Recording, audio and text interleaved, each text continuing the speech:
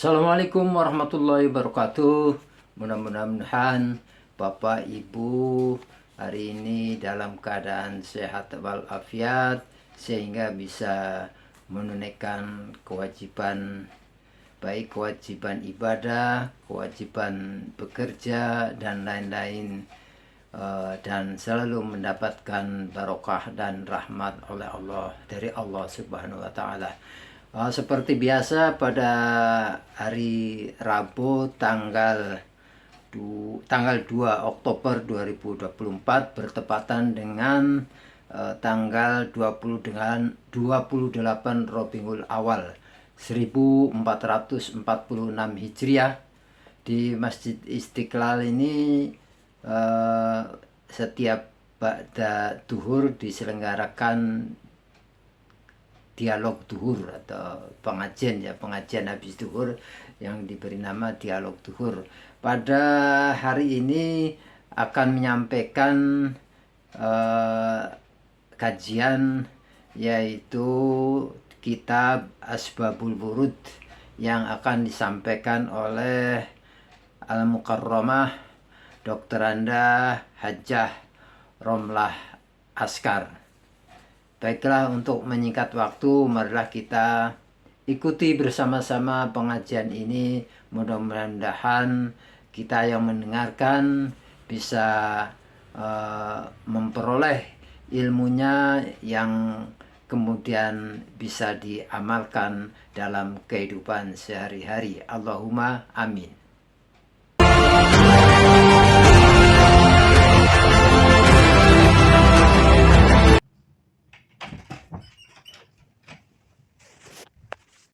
Alhamdulillah, puji syukur kehadirat Allah. Pada siang hari ini kita dapat melanjutkan kajian kita yaitu kitab Asbabul Wurud yang dikarang oleh Imam Al-Husaini Ad-Dimashqi. Saya hormati Ketua Masjid Besar Masjid Istiqlal Kiai Haji Profesor Nasaruddin MA. Semoga Allah memberikan keberkahan dan kesehatan kepada beliau, kemudian para pengurus Masjid Istiqlal yang dirahmati oleh Allah. Alhamdulillah, siang hari ini kita akan lanjutkan kajian kita. Kita sampai kepada adab bersin. Pada bulan yang lalu kita juga sudah mempelajari hadis tentang adab bersin. Di sini hadis yang menjelaskan bahwa apabila seseorang bersin maka hendaklah ia mengucap alhamdulillah, kemudian yang mendengar menjawab yarhamukallah, kemudian yang bersin tadi menjawab yahdikumullah wa yuslihu balakum. Namun di riwayat lain hadis pada hari ini Nabi Muhammad Sallallahu Alaihi Wasallam bersabda, "Iza atosta fakulil hamdulillahi kakarom, walhamdulillahi kaizi jalalihi." Yang jarang kita dengar. Jadi, artinya jika kau bersin katakanlah alhamdulillah kakaromihi, alhamdulillah kaizi jalalihi, bagi Allah sesuai kemuliaannya dan segala puji bagi Allah sesuai dengan keagungannya. Hadis ini diriwayatkan oleh Ibnu Jarir dari Muhammad bin Abdullah bin Abi Rafi dan ayahnya dari kakek. Adapun sababul wurud hadis ini, Abu Rafi berkata, telah keluar Rasulullah Shallallahu Alaihi Wasallam dari rumahnya, dan rumahnya pada waktu itu adalah masjid. Jadi rumah Rasulullah adalah masjid, ya, di dekat masjid. Ketika kami sampai di Baqi, Rasulullah bersin. Kemudian diam cukup lama. Aku bertanya, engkau telah mengucap sesuatu yang aku tidak memahaminya. Kata beliau, ya, telah datang Jibril kepadaku mengajari aku. Katanya, jika engkau bersin, ucapkanlah alhamdulillah kakarom, alhamdulillah ta'izi jalalihi. Di sini kita boleh mengucap apabila bersin dengan kata alhamdulillah, kemudian yang mendengar yarhamukallah, kemudian yang bersin tadi menjawab yarhamukumullahu yahdikumullahu wa yuslihu balakum. Dan boleh juga dengan hadis yang barusan kita pelajari, yaitu membaca alhamdulillah ka'izzi, alhamdulillah kakaromihi, alhamdulillah ka'izzi jalalihi. Artinya segala puji bagi Allah sesuai kemuliaannya, dan segala puji bagi Allah sesuai dengan keagungannya. Kita boleh pilih ya Bapak Ibu. Kemudian kita lanjutkan kepada hadis berikutnya tentang buang angin. Qala Rasulullah sallallahu alaihi wasallam, "Idza fasa ahadukum falyatawaddo." Apabila seseorang di antara kalian keluar angin dari dubur, maka hendaklah ia berwudu. Jadi keluar angin dari dubur adalah merupakan hal yang membatalkan wudu, yang mengharuskan kita berwudu. Di sini hadis ini diriwayatkan oleh Imam Ahmad dan Al-Adani. Menurut Imam As-Suyuti, para perawi hadis ini adalah siqat, yang semuanya bersumber dari ali. Yaitu siqat artinya bisa dipercaya. Jadi ketika rangkaian perawinya itu siqat, maka hadisnya adalah sahih. Adapun asbabul wurudnya, Ali berkata, telah datang menemui Rasulullah Shallallahu Alaihi Wasallam seorang Arab desa, yaitu orang Baduy, datang kepada Rasul, ya Rasulullah, ketika kami berada di Badia, salah seorang kami buang angin atau kentut ya. Kemudian Rasul bersabda, sesungguhnya tidak malu dalam hal kebenaran. Jika salah seorang kamu kentut atau buang angin, maka hendaklah berwudu. Ibnu Jarir telah meriwayatkan hadis ini beserta asbabul wurudnya dari Ali bin Talq. Jadi di antara yang membatalkan wudu adalah keluar angin dari dubur, kemudian dari kubul apabila buang air kecil atau buang air besar dari. Mungkin bapak-bapak dan ibu-ibu sudah tahu bahwa hal yang membatalkan wudu adalah buang angin. Nah ini hadisnya. Kemudian sekarang hadis tentang tenang di waktu sholat, atau namanya tumak ninah. Jadi kita dalam sholat itu harus tenang. Hadisnya di qala Rasulullah sallallahu alaihi wasallam, idza qoma ahadukum ila sholati falyusakkin atrafa wa la yatamayyal kama yatamayyal al-yahud fa inna taskinal atrafi fi sholati min tamamis sholat. Artinya jika salah seorang di antara kamu mengerjakan sholat, maka hendaknya mendiamkan ujung-ujung anggota badannya, jangan bergerak seperti orang-orang Yahudi. Sesungguhnya diamnya anggota badan termasuk kesempurnaan sholat. Hadis ini diriwayatkan oleh Imam Al-Hakim, Imam Tirmidzi, Ibnu Abi, kemudian Abu Nu'aim, Ibnu Asakir, dari hadis Al-Haisam bin Khalid, dari Muhammad bin Al-Mubarak Al-Thawri, dari Yahya, dari Muawiyah, dari Yahya, dari Al-Hakim bin Abdullah, dari Al-Qasim bin Muhammad, dari Asma binti Abu Bakar, dari Ummu Ruman, dari Abu Bakar Siddiq. Banyak yang meriwayatkan hadis ini dia dari para sahabat. Adapun asbabul wurud, mengapa hadis Nabi berbicara di sini? Ummu Ruman sebagai salah seorang dari ini mengatakan, Abu Bakar pernah melihat aku bergerak-gerak dalam sholat. Dia mencelaku dengan celaan yang hampir menghentikan aku dari sholat.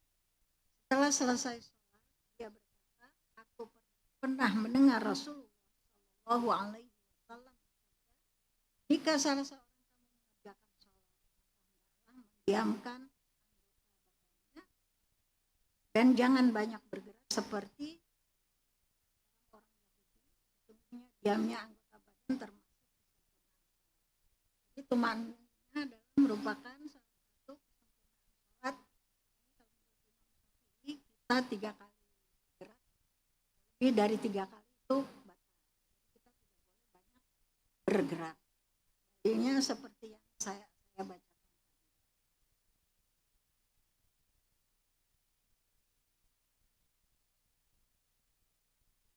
Bapak-bapak, ibu-ibu yang dirahmati Allah Subhanahu wa Ta'ala, kita menuju hadis yang ke-164, tasbih, tahmid, takbir, tahlil, dan doa. Qala Rasulullah sallallahu alaihi wasallam, "Idza qulta subhanallah, qala Allahu shadaqta. Wa idza qulta alhamdulillahi, qala Allahu shadaqta. Wa idza qulta la ilaha illallah, qala Allahu shadaqta. Wa idza qulta Allahu akbar, qala shadaqta. Wa idza qulta Allahumma ighfirli, qala Allahu fa'altu. Wa idza qulta Allahumma arhamni, qala Allahu fa'altu. Wa idza qultu Allahumma rzuqni, qala Allahu qad fa'altu." Artinya jika engkau mengucap subhanallah, Allah berfirman, engkau benar. Jika engkau mengucapkan alhamdulillah, Allah berfirman, engkau benar. Jika engkau mengucapkan la ilaha illallah, Allah berfirman, engkau benar. Jika engkau mengucapkan Allahu akbar, Allah berfirman, engkau benar. Jika engkau mengucapkan Allahumma ighfirli, ya Allah ampunilah aku, maka aku telah mengampuni. Dan jika engkau mengatakan Allahumma rzuqni, Allahumma arhamni, ya Allah kasihani aku, maka Allah berfirman, aku telah lakukan. Jika engkau mengucapkan Allahumma rzuqni, ya Allah Allah berfirman, aku telah lakukan. Hadis ini diriwayatkan oleh Imam Ad-Diya Al-Maqdisi dari Anas bin Malik.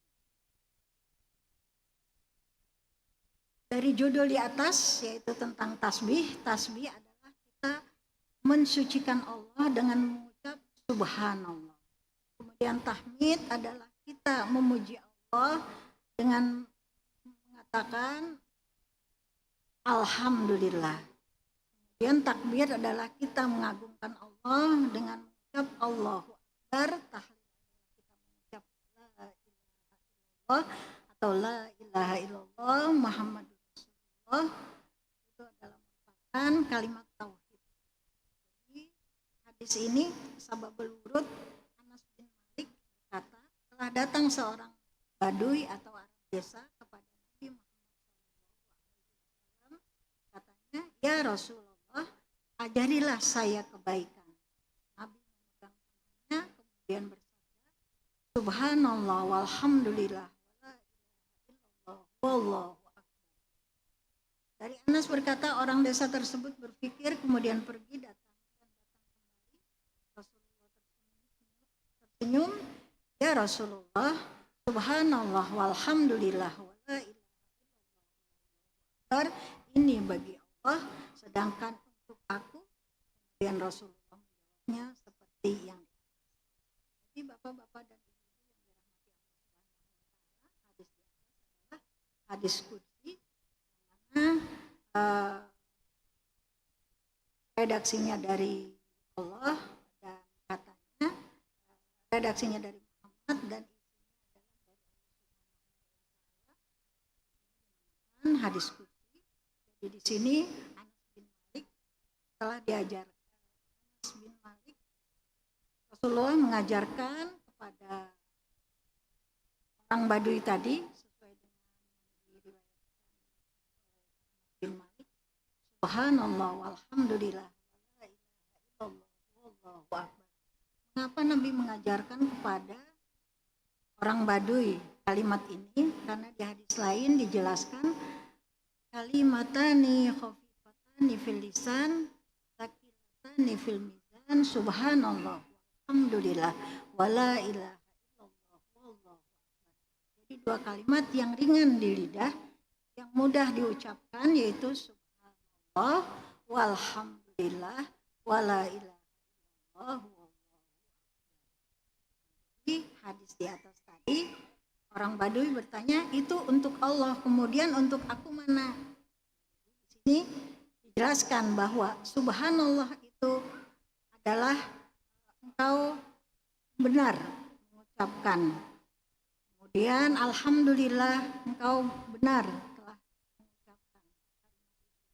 Kemudian ketika engkau membaca Allah, engkau telah benar mengucapkan kalimat tauhid. Kemudian apabila engkau membaca Allahu Akbar, Allah mengatakan engkau benar telah mengucapkan. Kemudian apabila engkau mengatakan Allahumma firli, ya Allah aku, maka aku telah mengampuni.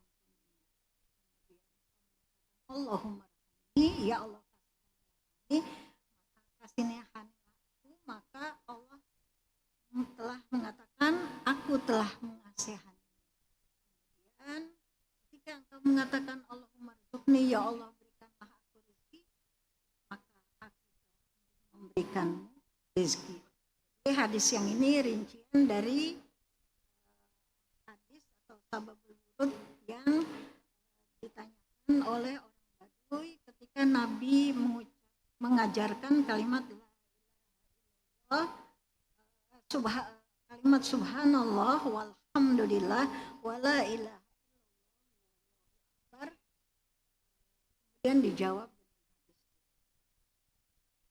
Imam Bukhari dan Muslim telah meriwayatkan dari Abu Hurairah telah bersabda, dua kalimat ini yang tadi saya sudah jelaskan bahwa hadis ini ada di Sahih Bukhari dan Muslim.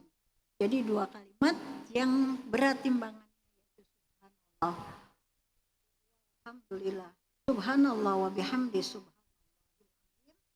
Artinya menyucikan Allah dengan kalimat subhanallah, memuji Allah dengan alhamdulillah, mengesahkan Allah dan membesarkan Allah. Jadi kalimat ini diakui Allah sangat disenangi oleh Allah. Oleh sebab itu, bila seorang berdoa didahului dengan kalimat-kalimat tersebut, Allah akan memberikan ampunan, rahmat dan rezekinya. Jadi alangkah baiknya Bapak Ibu tasbih tahmid yang diajarkan oleh Nabi kepada orang Baduy tersebut kita baca sebelum kita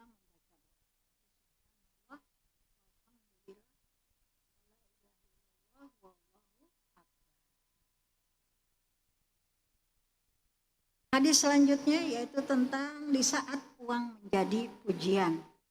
Qala Rasulullah sallallahu alaihi wasallam, "Idza kana fi akhir zaman la budda linnasi fiha min ad-darahim wad dananir yuqimur rajul bihadinahu wa dunya." Yang artinya ketika di akhir zaman di mana manusia tidak bisa lepas dari pengaruh dirham dan dinar, seseorang akan berdiri tegak dengan uangnya, baik urusan agamanya maupun urusan dunianya. Diriwayatkan oleh Imam At-Tabrani dalam kitab Al-Kabir dan dari hadis Habib bin Ubaid dari Al-Muqdad bin Ma'di.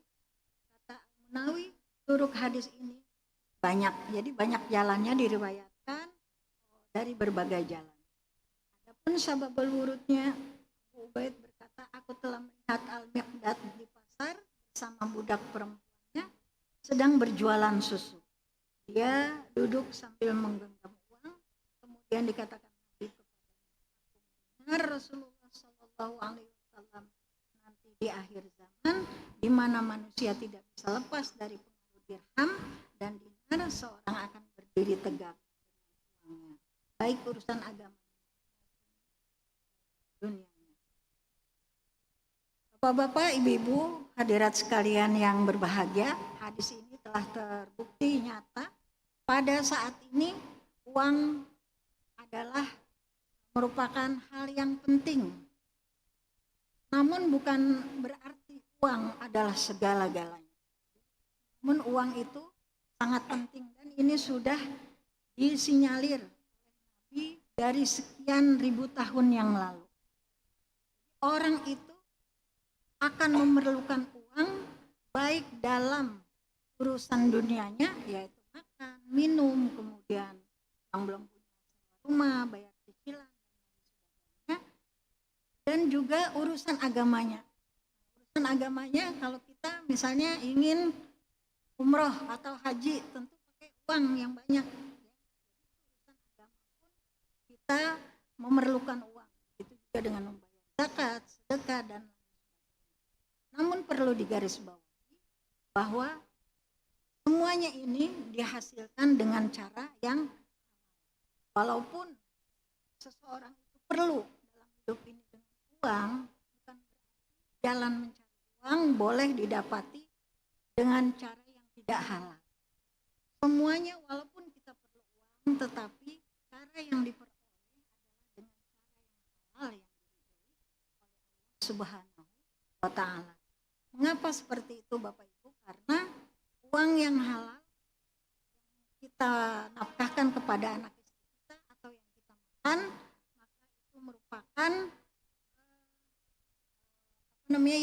yang akan menjadi daging, darah daging di kita dan anak-anak kita, sehingga ia akan mengabulkan doa yang kita panjatkan. Karena pada suatu hari Nabi pernah melihat seorang yang berdoa, kemudian kata Nabi, anna yustajabulah, bagaimana doanya akan dikabulkan. Makaluhu haram wa masyrabuhu haram, makannya haram, dari uang haram, minumnya dari uang haram, tentu doanya tidak dikabulkan oleh Allah Subhanahu wa Ta'ala. Maka hadis ini bisa memberikan jalan atau teguran kepada kita bahwa kita harus tetap semangat mencari rezeki, menjemput rezeki, walaupun rezeki sudah diatur, tapi kita tetap menempuh mencari rezeki dengan cara yang halal, dibarengi dengan doa. Mana doa itu tadi setelah saya jelaskan bisa diawali dengan kalimat subhanallah walhamdulillah wala ilaha illallah wallahu akbar. Nah, kita berdoa, kemudian kita salawat atau kita membaca asmaul husna, ya fattah ya razak ya ghani ya mu'ni aghnini ghinan bila sababin. Ya Allah, yang maha kaya, yang maha memberi rizki, yang maha memberi rizki, berikanlah kami rizki tanpa sebab, artinya rezeki yang tanpa diduga dan rezeki yang halal yang diridhoi oleh Allah Subhanahu.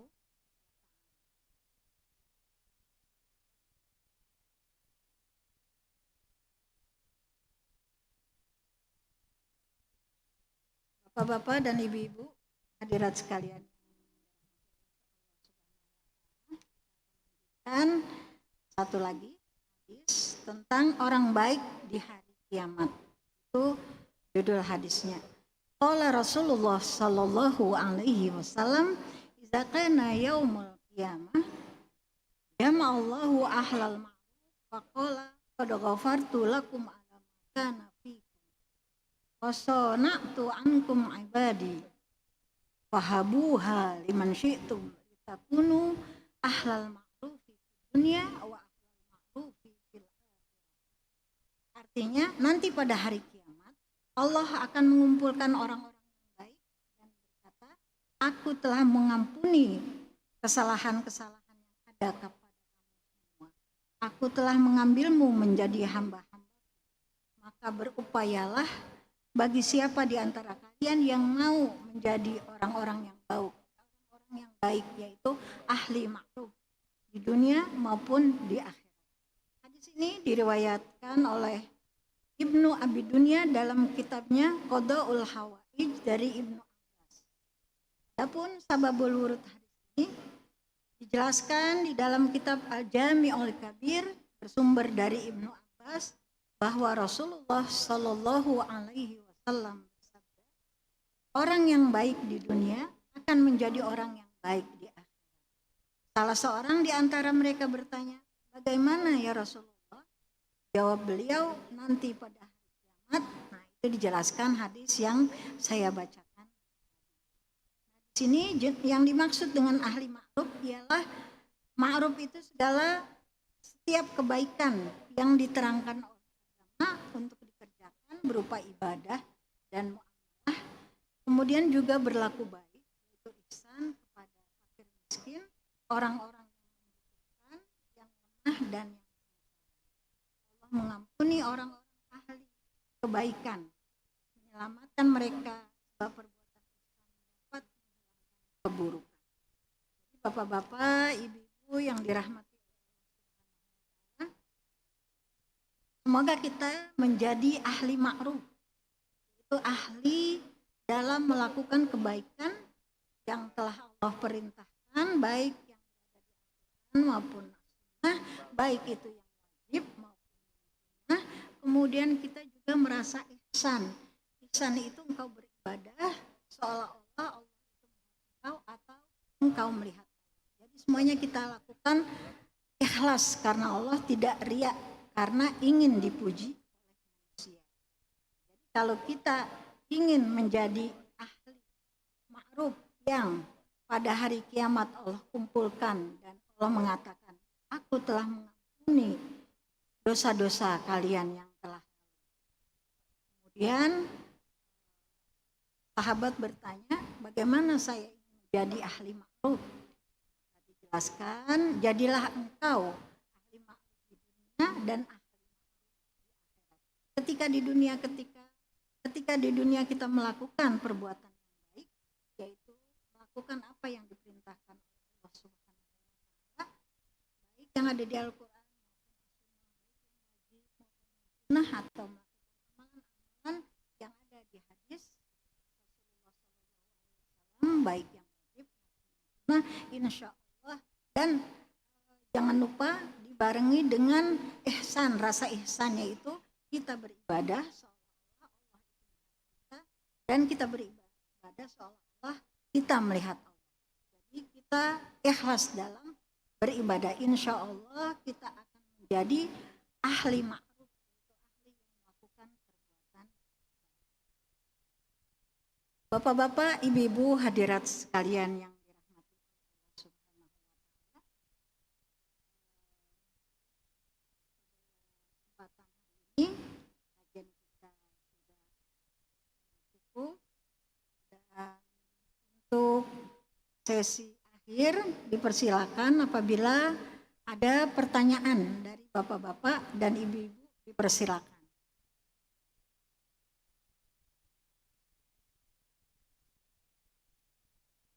Ibu, ada yang ingin ditanyakan? Dipersilakan. Bapak-bapak, tidak ada. Baik, alhamdulillah. Mudah-mudahan mengerti semuanya. Mudah-mudahan kita dapat mengamalkan kajian kita pada hari ini. Semoga kita menjadi hamba Allah yang ahli ma'ruf. Jadi pada hari ini kita telah mempelajari tentang adab bersin. Bagaimana bersin yang kita lakukan selama ini, kita membaca alhamdulillah. Kemudian yang mendengar menjawab yarhamukallah. Kemudian yang bersin tadi menjawab yahdikallah wa yuslihu balakum. Boleh juga dengan kalimat jamak yahdikumullahu wa yuslihu balakum, sebagai tanda penghormatan, walaupun yang bersin satu tapi kita menjawabnya dengan kalimat banyak atau jamak. Kemudian juga hadis berikutnya tentang hadis yang tentang bersin yang pada hari ini adalah jawaban atau perkataan bersin selain dari alhamdulillah. Di sini kita apabila bersin katakan alhamdulillah kakaromihi, alhamdulillahi izi jalali.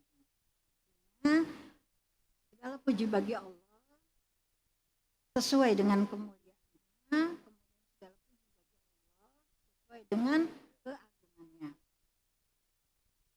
Najis selanjutnya yaitu tentang yang membatalkan wudhu, yaitu keluar angin dari dubur. Apabila salah seorang di antara kalian buang angin, maka hendaklah dia berwudhu. Adalah dalil mewajibkan kita bahwa buang angin adalah hal yang membatalkan wudhu, yang mana pelakunya atau yang buang ke angin itu harus berwudhu kembali untuk memperbaharui wudhunya atau untuk melakukan